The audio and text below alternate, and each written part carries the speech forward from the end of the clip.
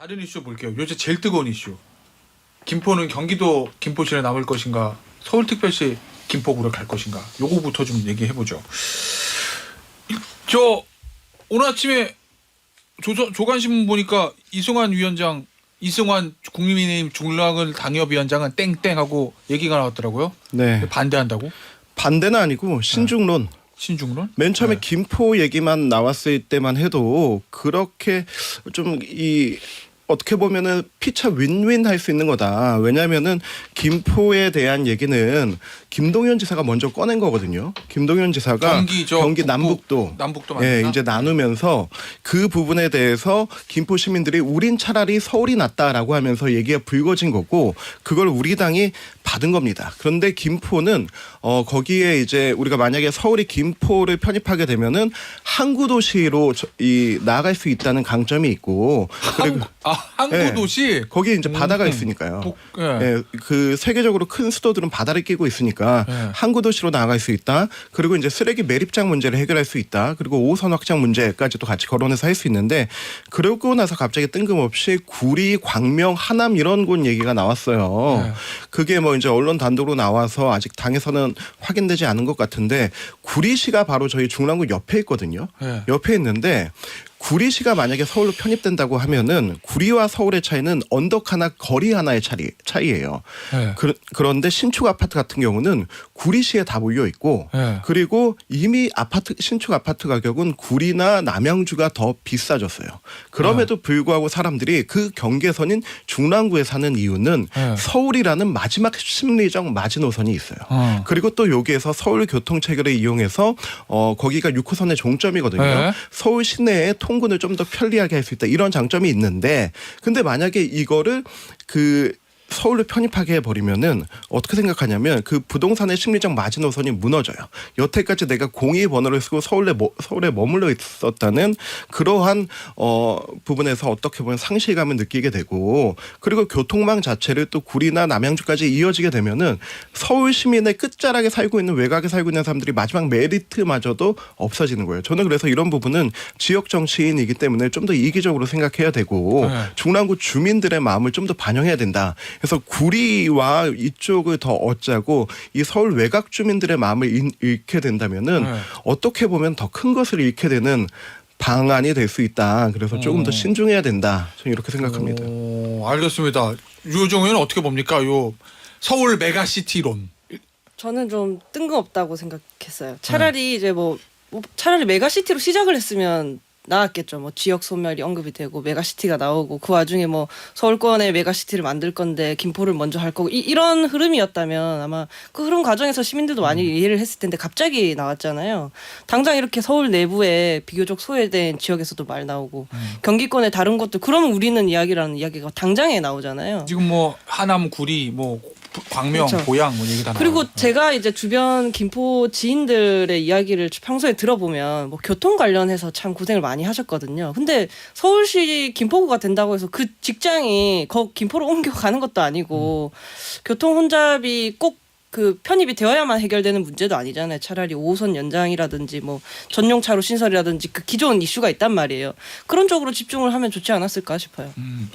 박성민 전 최고위원에게는 민주당의 입장이 좀 애매할 것 같아요. 이거를 대놓고 찬성하기도 좀 그렇고 대놓고 반대하기도 그렇고 어떻습니까? 일단 민주당은 좀 뜬금없다 이렇게 비판을 하고 있는 상황인 것 같고요. 근데 아마 이제 입장 자체가 고민될 수밖에 없는 이유는 아무래도 이제 김포 내에서도 의견이 또 분분하기 때문일 겁니다. 그래서 물론 이제 주민들의 의견을 공식적으로 수렴하는 절차는 아직 여당에서 시작하진 않았지만 아마 모르긴 몰라도 다음 주쯤에는 여론조사가 나올 것 같아요. 그렇죠. 지금 기관지 나올 돌릴 거예요. 거거든요. 지금. 그러면 이제 또 거기에 따라서 민주당도 뭔가 대응을 하지 않을까 싶긴 한데 일단은 저희는 사실 뜬금없다라고 얘기한 것 자체가 이미 부정적이라는 의견 표시를 하는 거라고 전 생각을 하고 한편으로는 지금 뭐 여러 가지 얘기가 나오죠. 꼭 민주당에서 비판하는 것뿐만 아니라 일단은 뭐 그럼 전부 다 서울 서울에 다 편입시킬 거냐 이 문제가 하나가 있는 거고 뭐 어디까지 편입시킬 거냐. 앞서서 뭐 광명 이런 얘기 해주셨지만 지금 언급되는 것만 해도 김포, 고양, 구리, 하남, 부천, 광명, 과천 이렇거든요.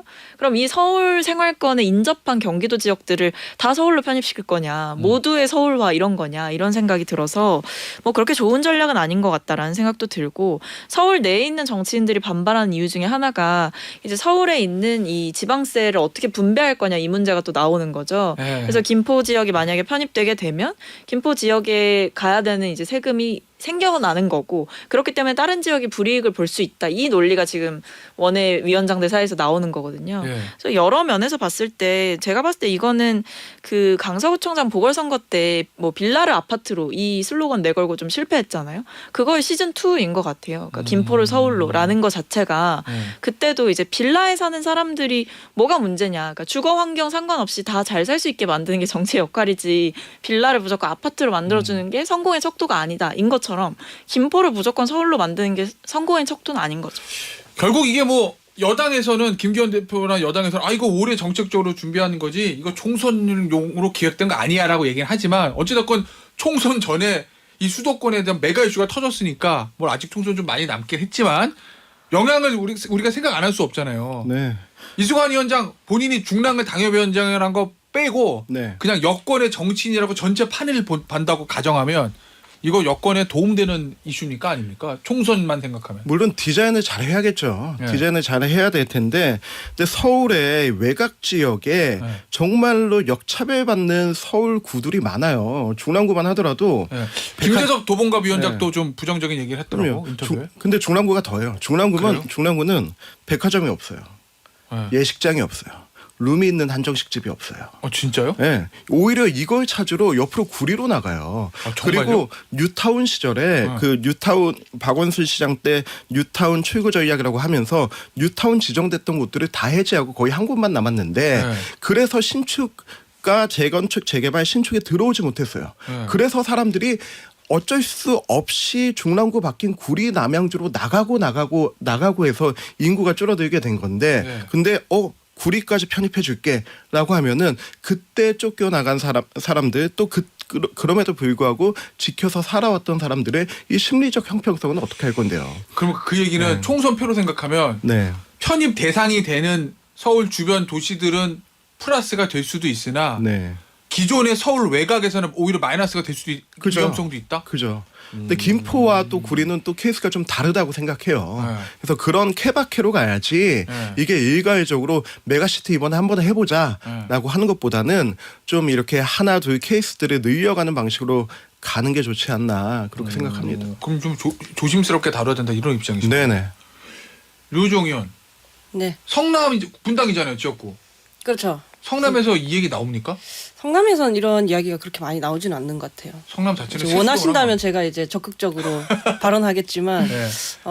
보통 이제 기대하는 게 이제 부동산 부양이라든지 뭐 교통 문제 해결이라든지 이런 건데 네. 꼭 편입되어야만 한다고 생각하시진 않는 것 같아요. 성남 자체가 워낙 자족 도시로서 그래서 자부심이 네, 있는 도시여서 있으니까 굳이, 굳이 뭐 서울에 이름을 편입- 버리려고 하시지 않는 것 같아요. 편입될 필요는 없다. 뭐 판교에서 세수도 많이 나오고 그래서 역시 주변 도시들도 이해관계는 좀 다른 것 같은데 민주당 입장에서는 지금 보면은 다 오늘 보니까 편입된 대상 의원들이 다 민주당이더라고.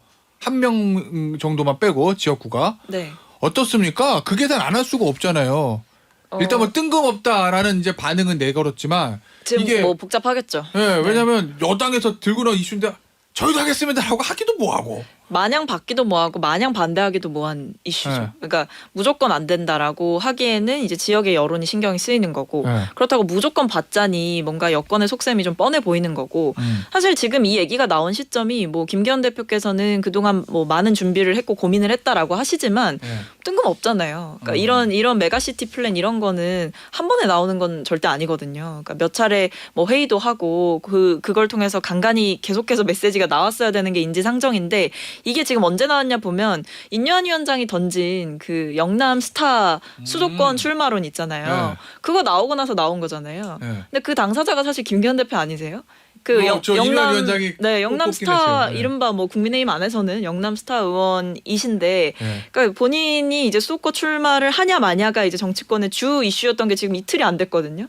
근데 갑자기 이 이슈로 이제 국면 전환을 하신 거죠. 그래서 나름대로 이제 꽤나 김기현 대표께서 좀 절박하신 게 아닌가 저는 네. 개인적으로 이런 생각을 좀 했고 민주당 내에서도 근데 이제 입장을 하루 이틀 안으로는 좀 더 명확하게 정리할 필요는 있어 보여요. 완전한 반대인 건지 아니면 민주당표 대안이 있는 건지 저는 뭐 대안을 내놓는 것이 좀 더 긍정적인 효과를 가져올 수 있지 않을까 민주당에서? 네, 싶기는 합니다. 아 그러면 예를 들어 수도권 이 김포 등 구리 이런 데 문제를 해결하기 위한 대안을 그렇죠. 그러니까 이게 이런 거죠. 그러니까 여기에 대해서 만약에 맞대응하는 형식으로, 그러니까 우리는 무조건 반대합니다. 네. 뭐 또는 찬성합니다. 이렇게 되면 주도권을 뺏기는 거거든요. 네. 근데 이게 뭐 크게 보면 수도권 총선 이슈에 어떻게 보면 이 신호탄 같은 거여가지고 네. 이거를 민주당도 뭔가 빨리 마련해서 내놓기는 해야죠. 알겠습니다. 지금 뭐 언론 단독 기사 하나 소개해드리면 제목이 설문조사까지 거쳤다. 극비 진행된 김기현 서울구상. 31일 여권 고위 관계자에 따르면 메트로폴리탄 서울구상은 총선 승리를 위해 준비한 김기현 일기 지도부의 총선 필승 카드였다. 그동안 극소수 지도부만 내용을 공유했다가 한다고 이렇게 알려졌는데 근데 이 얘기들 하더라고요. 이쪽 언론 기사도 그렇고 호사가지 얘기도 혹시 뭐 수도권에 험지 출마할 때 김기현 대표가 뭐 김포나 뭐 이런 데 가는 거 아니야? 여론을 이렇게 수도권 주변을 호의적으로 만들어 놓고 이런 기사도 있었어요. 제 얘기가 아니고. 어제도 그런 얘기가 있었는데 네. 그렇게 뭐 서울로 이제 와야 되는 중진들이 네. 어떤 신도시에 분양권 따는 것처럼 여기 네. 섹터 정해놓고 여기 가면 되겠다라고 하는 그 정도의 절박함으로 서울 선거 못 치릅니다. 지난번에 얼마나 처참하게 참패했습니까? 서울 선거 치르기 위해서는 저는 이렇게 뜸들이고 이렇게 간보기식으로 간다 만다 여기 간다 저기 간다가 아니고 네. 본인의 최소한의 연고가 있는 곳에 전격적으로 와야 하고 그리고 두 번째 선거 결과에 따라서 그곳을 떠나지 않고 계속해서 당을 지켜야 돼요. 무슨 서울이 유배지도 아니고 여기 와서 그냥 잘 되면 좋은 거고 안 되면 다시 돌아간다. 그런 생각으로는 안 된다고 보고 이거는 서울 시민들 기만하는 겁니다. 그런 전략으로 비춰지면은 우리가 메가시티 서울 전략도 좀 긍정적인 효과를 보기 어려울 거다. 그렇게 생각합니다. 알겠습니다. 저 광고 들으시고 다른 나머지 얘기들은 3부에서 계속하도록 하겠습니다. 자, 이 김포시의 서울 편입, 경기도 김포시냐 서울시 김포구냐 요거에 대해서 청취자분들 반응이 워낙 뜨거워서 제가 문자를 다 좀 소개를 해드릴게요. 찬성하는 의견, 반대 의견 골고루 있습니다. 서울을 도쿄 사이즈만큼 키워야죠. 국제도시라고 자랑할 거면 김정민님, 이용배님, 메가시티 해야 됩니다. 세계 정황상 가야 합니다. 또 김포 시민들 부럽다. 뭐 요런 얘기들 있었고 그 다음에 부천은요 이런 의견 주신 분도 있습니다.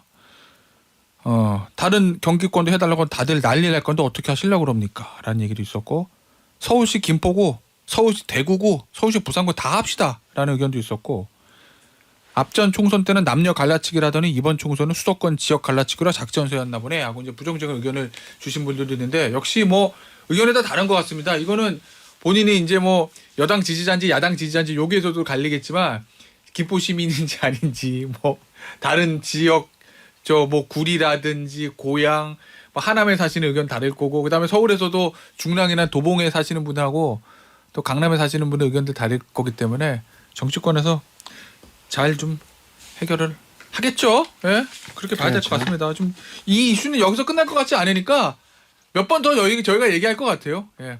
좀 보시면 될 것 같습니다. 얘기 좀 해보죠. 정치권 소식. 유여정 의원. 네. 예. 왜 웃으세요?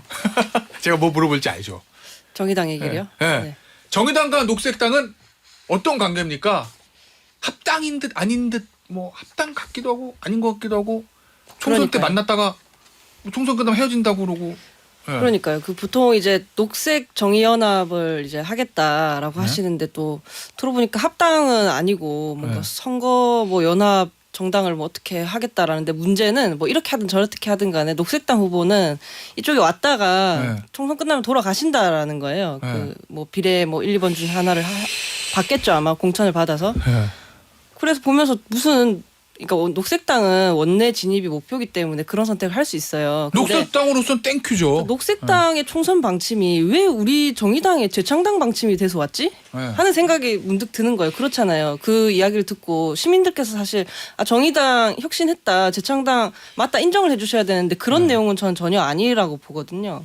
그래서 이제 다른 제3지대나 다른 세력과의 연합은 어떻게 되는 거냐 이런 말이 나왔을 때 그것도 이제 차차 해가면 되지 않느냐 하는데 전 그것도 말이 안 된다고 생각하는 거예요. 왜냐하면 애초에 녹색당이랑 연합을 하게 된 계기가 녹색당 분들께서 봤을 때 이 당 안 되고 이 당 안 되고 저 세력 안 되고 다 소거 하고 난 끝에 정의당이 남은 거거든요.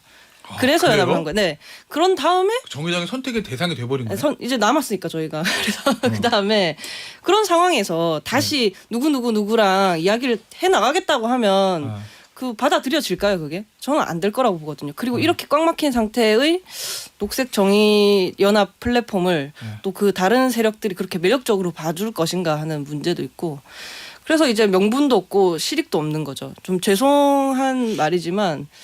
그러니까 녹색당 분들이 뭐 기후를 위해서 뭐 정말 열심히 활동을 하시지만 이제 시민분들께서 그렇게 잘 아시지는 않거든요. 그랬을 때 아마 저희가 한번 상상해 보면 1, 2번에 지금 지도부 생각이 뭐 노동, 녹색으로 뭐 전략 공천하고 3번, 4번 이후로 이제 어떤 정파 사이즈별로 이렇게 공천이 되고 결국에 경선을 하지만 그런 상태에서 20명도 안 되는 지역구 후보, 자강론이라고 했는데 지역구 후보가 저희가 확보가 별로 안 됐습니다. 그런 상태에서 총선 치르게 되는 건데 이것이 비례대표 뭐 득표율에 도움도 안 되고 지역구 당선에도 도움이 안 되는데 뭐 때문에 하지? 싶은 저도 거예요. 그게 궁금한 거예요. 녹색당은 내가 녹색당 대표라면 해요 무조건.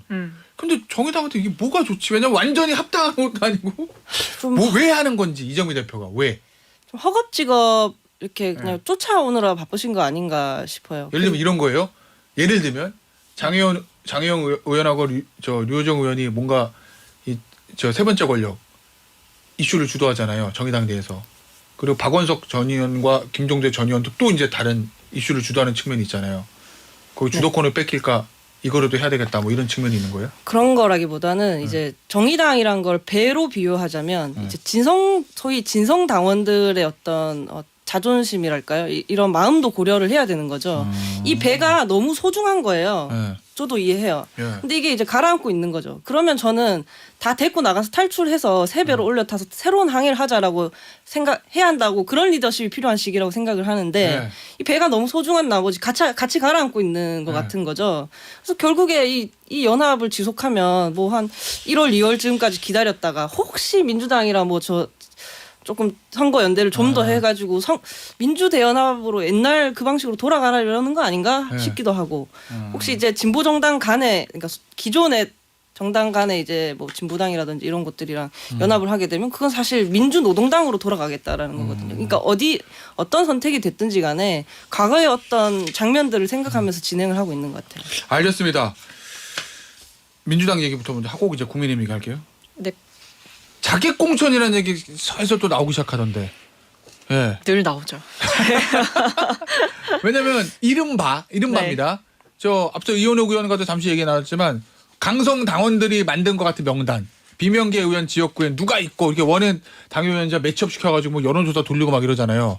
예를 들면 윤영찬 의원 지역구에는 뭐 현근택 변호사 뭐 이런 식으로 어떻게 봅니까 그 강성 당원들의 그 행동들. 아니 뭐 만들고 뭐 돌리는 거는 자유기는 한데요. 네. 근데 저는 그런 강성 당원들의 마음에 올라타서 정치를 하는 거는 좀 문제가 있다. 이렇게 생각을 하는 거죠. 예. 그러니까 뭐 자유롭게 누군가를 지지할 수도 있고 누군가를 싫다고 의사표시를 할 수도 있죠. 그리고 그런 걸 다 감수해야 되는 게 정치인의 역할이고 몫이기도 합니다. 근데 그것과 별개로 일단 첫 번째로 이렇게 소위 말해 이제 친명 대 비명의 구도를 만들었을 때 무조건 친명이 이기냐? 저 그거 현실성 없다 보거든요. 아 그래요? 이재명 대표와 친분이 있다고 또는 이재명 대표 쪽에 뭔가 섰다고. 아니 당대표인데 이 대표 의견에 뭐 다른 생각을 가질 수도 있지만 이 대표에게 완전히 척을 지고 뭐 이런 사람은 또 많지는 않거든요. 그러니까 여러 가지 상황을 봤을 때 이재명 대표와의 인연을 강조하는 방식으로 선거에서 이길 수 있냐 또는 공천을 받을 수 있냐 이건 완전 다른 문제예요. 경선에서 막 강정당원도 몰려가면은. 근데 그게 경선이 또 마냥 이제 당원들 중에서 강성 당원들로만 치러지는 건 또 아니잖아요. 그렇긴 하죠. 그러니까 일부 이제 엄청나게 열심히 활동하시는 분들이 또 지역으로 나눠서 보면 다를 수도 있는 거고 지역 전체에 있는 권리당원들의 표심을 생각해 봤을 때 또 그게 마냥 그렇게 흘러가진 않는다. 그래서 저는 이게 무조건 비명계는 다음 공천에서 다 떨어질 거고 친명계는 다 붙는다. 이거는 근거 없는 얘기라고 생각하는 거죠. 알겠습니다. 인유한 혁신이 잘 돼갑니까 지금 보시기에? 잘 되고 있다고 생각합니다. 근데 1호 혁신하부터 약간 삐그덕. 1호 혁신안 뭐 대사면이라는 이름을 붙여가지고 반발이 좀 있어서 그런데 근데 지금 인유한 혁신이가 얘기한 게 일단은 그 이준석과 홍준표 이런 비윤 몇몇을 어떻게 할 것인가에 대한 대답 그리고 이제 서진 정책을 계속 할 것인가 그리고 또 영남 중진들을 어떻게 할 것인가 이거는 강서 선거 지자마자 모두가 다 알고는 있었고 꺼내고 싶었지만은 얘기 꺼내지 못한 것들이에요. 그 후 파장이 두려워서. 근데 인유한 혁신위는 오자마자 이것부터 지르고 시작하지 않습니까? 저는 이것만으로도 좀 혁신의 진정성을 보이고 있고 누구 눈치 안 보고 있다 이렇게 생각합니다. 이준석 전 대표는 껴안고 가야 됩니까? 좀 이제 본인도 근데 이준석 대표가 그 이제 뭐 대통령과 대화할 거냐 안 할 거냐 뭐 그럴 생각 없다. 그리고 자기한테 최소한의 성의를 보이기 위해서는 그동안 본인을 비판했던 뭐 대변인 최고위원 누구누구 어떻게 해야 된다. 근데 이게 이 자리에서 얘기했어요. 큰 틀에서 화합하자는 건데 화합의 조건으로 또 누구 내치자라고 하는 거는 진정한 화합이 아니거든요. 좀 그 이제 본인도 좀 내려놔야 될 것들을 좀 내려놓고 저는 이준석 대표가 정말로 뭐 스마트하고 그런 부분이 있지만은 준성 무오설에 좀 빠져 있는 것. 무슨 소리요? 무오설. 나는 틀리지 않는다. 무오류설? 네, 무오류설에 좀 헤어 나와야지만 큰 정치를 함께할 수 있지 않나 생각하고요. 좀 빨리 화합의 장으로 들어왔으면 좋겠습니다. 알겠습니다. 내 서울의 국민의힘 기준에서 험시에서 선거를 치러야 되는 이승환 위원장의 마지막 한숨이었습니다. 빨리 화합이 돼야 됩니다. 류 의원, 이태원 특별법이 어떻게 돼가고 있어요? 국회에서. 지난 주말이 1주기였는데. 국회에서는 이제 1주기 지나면서 다시 이제 논의를 이어나가자라고 하는 거고요. 사실 이번 1주기 때 대통령께서 좀 더 적극적으로 말씀을 해주셨으면 훨씬 더 이렇게 논의에 이제 진전이 있지 않았을까 싶은데 그래도 어쨌든 대통령께서 기조를 바꾸셨고 물론 예배를 드리러 가버리시긴 했지만 어쨌든 챙기셨고 어쨌든 챙겼다. 그래서 뭐 불만들이 좀 있지만 그래서 이제 결국에는 이런 특별법 같은 실적 결과로 보여주는 것만이 저는 남아 있다라고 생각해요. 알겠습니다. 이 앞서 얘기한 대통령 지난주에 그랬잖아요. 네. 대통령까지는 아닌데 최소한 사회문화 수석이라도 가서 대통령 메시지를 전달하는 게 맞다. 근데 거기까지도 안 됐는데. 뭐 인유한 혁신이 가셔서 하셨으니까 뭐 그 정도도 성에 보인 거다 생각하고 그리고 일단 대통령께서 다른 어떤 걸 뭐 한 게 아니고 교회 가셔서 직접 참여하시고 이제 참모들하고 당 지도부 같이 하셨으니까요. 저는 근데 그 영암교회라는 장소가 의미가 있다고 생각해요. 왜요? 어린 시절 본인 유년기를 보냈던 교회고. 아 그래요? 네, 그 초등학교 때부터 중학교 때까지 보냈던 교회고 이제 그래도 그 교회였나 보구나. 본인의 어떤 인격과 신앙과 이런 거 이 성장하는 가장 중요한 시기를 함께했던 교회 아닙니까? 그곳에서 이제 본인의 마음이 얼마나 힘든지 앞으로 어떤 대한민국을 만들지 그런 각오를 비쳤다는 것은 충분히 의미 있는 장소에서 의미 있는 메시지가 전달되었다고 생각하고요. 그래서 그런 부분은 좀 존중하고 대통령도 진정성을 보였다. 그리고 인유한 혁신위원장도 현장에 가서 또 뭐 여러 가지 뭐 논란도 있었지만은 묵묵히 자리 참석하고 좀 애도를 전하고 나오지 않았습니까? 당과 대통령실의 이런 진정 어린 모습들을 좀 국민들께서 알아주시면은 우리가 얘기했던 안전한 대한민국에 더 가까워지지 않을까 생각합니다. 자, 박성민 전 최고위원의 생각을 좀 듣고 싶어요. 대통령이 이제 예배에 참석해서 추모사를 낭독을 추모의 메시지는 던졌어요. 추모의 메시지는 얘기를 했어요. 공식 추도식에는 오진 않았지만 어떻게 근데 봅니까? 그거를 왜 이제 예배에 가서 하냐는 거죠. 유가족들이 이제 공식적으로 초청을 했고 네. 일주기 범시민 추모 대회에 와달라라는 이제 유가족들의 간곡한 요청이 있었는데 그걸 사실 무시하고 이제 본인이 뭐 어렸을 때 다녔던 교회에 가셨다라고 하는데 그게 왜 중요한지 전 모르겠어요. 지금 이제 공인의 신분이시잖아요. 그러니까 대통령으로서 뭐 의미 있는 장소와 의미 있는 뭐 사람들, 은사님 이런 분들이 있을 수 있거든요. 근데 대통령께서 이 참사 일주기에 본인이 익숙한 장소에 가서 예배를 드리는 건 국민들한테 전혀 중요치 않은 문제라는 거죠. 심지어 이게 지금 원래 이 교회에서 추도 예배를 만든 게 그러니까 원래 있었던 예배가 아니고 대통령실에서 온다라고 하니까 대통령실에 요청이 있었기 때문에 만들어졌다라는 얘기가 있어요. 일부 커뮤니티에서 나오는 얘기입니다. 아니, 뭐 기사 얘기는 그것도 아니고. 있고 이제 그걸 바탕으로 기획 예배라는 이제 의혹이 불거졌고 여기에 대해 취재를 하는데 뭐 교회 측에서는 합의됐다라고 얘기를 하지만 어쨌든 대통령실은 즉답을 피하고 있는 거 아니겠습니까? 그런 면에서 대통령은 이 교회에 가서 본인들 참모들 앞에서 추모의 마음을 표현할 것이 아니라 유가족들 앞에 가서 공식적으로 마련된 자리에 가서 표하는 것이 그런 마음과 애도와 위로를 표하는 것이 대통령으로서의 도리다. 저는 이렇게 생각합니다. 알겠습니다. 저도 조금. 아 예. 얼마나 남았나요? 아니 말씀하세요. 아, 네네. 그 예배 관련해가지고 좀 생각을 해봤었는데 사실 정치 집회라고 처음에 하셨잖아요. 그 추모식에 대해서. 추모식이? 네. 근데 정치가 그곳은 필요한 곳인데 정치 집회라고 비판하는 게 좀 이상하다라고 생각을 했었고 그리고 정치 집회라는 말을 부정적으로 사용하신 거잖아요. 근데 그렇게 부정적이게 된 게 사실 우리 정치인들 때문인 거 아니에요. 정치 혐오가 생긴 게. 근데 그거에 편승해서 본인 발화를 강화하는 데 쓴 게 별로 그렇게 책임감 있어 보이지 않았다. 그리고 아마 그런 서울 집회는 나쁜 곳이니까 조용한 곳에 좋은 곳에 가서 예배 드렸다라고 하고 싶으셨던 것 같은데 조금 틀린 선택이 아니었나 싶고요. 한편 사실 저도 이제 그렇게 많은 분들 계신데 가면 반가워하시는 분도 있지만 막 면전에 대고 안 좋은 이야기 하시는 분들도 있거든요. 근데 아마 대통령께서 그날 거기 오셨으면 아마 저의 한 수천 배 정도 되는 좋지 않은 이야기를 들으셨겠죠. 네. 하지만 이제는 이제 마른 흙에는 더 많은 물을 부어야 더 촉촉해진다고 하잖아요. 그런 것처럼 좀 대통령께서 계란 맞을 각오를 하셨으면 좋겠다. 네, 그런 생각, 그러니까 그런 각오로 좀 정치해 주셨으면 좋겠다. 너무 알겠습니다. 너무 대통령실에서 대통령을 과보하는 건지 대통령이 마음이 안 열려 있는 건지 모르겠지만 저는 이렇게 가는 거는 진짜 말뿐인 소통이고 말뿐인 알겠습니다. 변화다 이렇게 생각합니다. 알겠습니다. 여기서 마무리 한마디 하시겠어요? 대통령이 참여하면은 그 행사는 시민 추모 집회가 아니고 대통령 행사가 됩니다. 그러면 경호가 강화되고요. 그러면 문재인 대통령 서문시장 갔을 때 총 들고 사진 찍힌 것처럼 또 그런 모습이 연출될 수 있어요. 알겠어요. 예. 자, 여기 반론까지 들었으니까 여기서 마무리할게요. 박성민 전 더불어민주당 전 최고위원, 류호정 정의당 의원, 국민의힘의 이승환 중랑을 당협위원장이었습니다. 감사합니다. 감사합니다. 감사합니다.